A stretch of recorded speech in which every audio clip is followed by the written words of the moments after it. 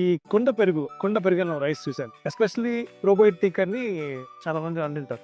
So దాని గురించి చెప్పండి సార్. ఇది ప్రోబయోటిక్ కర్డ్ రైస్ అనేది ఇది కూడా మా అమ్మమ్మలు, మా నాయనమ్మల దగ్గర నుంచి వచ్చిన ఐటమ్ ఏనండి. నేను మార్నింగ్ బ్రేక్‌ఫాస్ట్‌లో ఇది వీక్‌లో 2 డేస్ ఆర్ 3 డేస్ తినేవాళ్ళం అండి. అది దానికోసం వెయిట్ చేస్తూ ఉండేవాళ్ళం.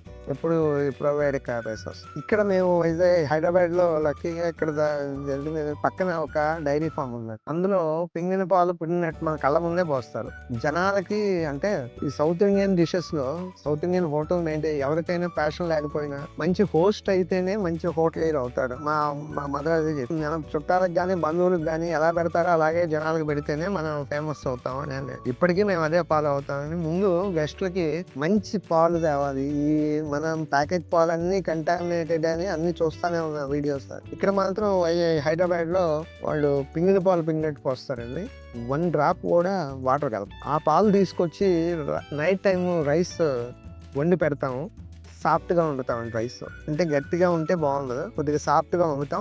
గంజితో పాటు వండేస్తాం. అంటే విడిగా వార్చడం కాదు, గంజితో పాటు వండి రైస్ రెడీగా పెట్టుకుంటాం. ఆ పాలు కాగబెట్టి రాత్రి తోడేసి పెడతామండి. పొద్దున్నే ఆ కుండలో రాత్రి వేసినప్పుడే ఉల్లిపాయ పచ్చిమిర్చి వేసి పెడతాం. అది పొద్దున్నే ఫ్రిడ్జ్ లో ట్రాన్స్ఫర్ చేస్తామండి.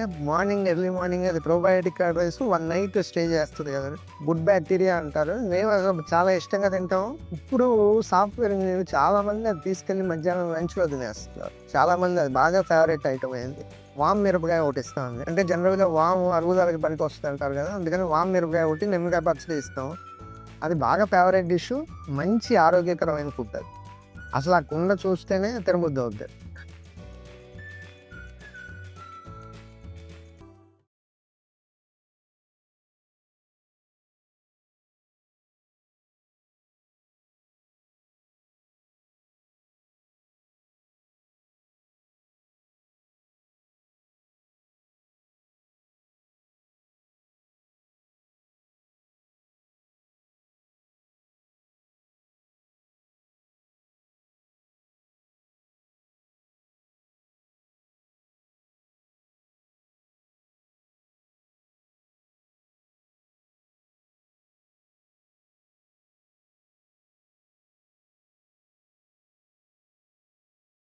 రసం ఎప్పటి నుంచో మన ట్రెడిషన్ ఉంటూ వచ్చింది, కానీ ఇక్కడ రసం చాలా స్పెషల్. దాని గురించి మీ మాటలు. రసంలో ఒక 5 ఇంగ్రీడియంట్స్ వాడతామండి.